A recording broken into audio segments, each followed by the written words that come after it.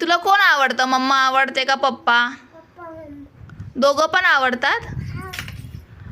आणि मग तू आता कुठे चालली? कुठं नाही. तू शाळेत जाते का? नाही जात शाळेत. मग कधी जाणार आहे शाळेत? सुट्टी आहे. आज संडे आहे. मग तुझी टीचर तुला ओरडत नाही? छान आहे तुझी टीचर. तुला 1 2 येतं का? हा, घसरगुंडी आहे. अरे वा. अजून झोका पण आहे तुमच्या शाळेत? अजून काय काय? हा हा हा हा.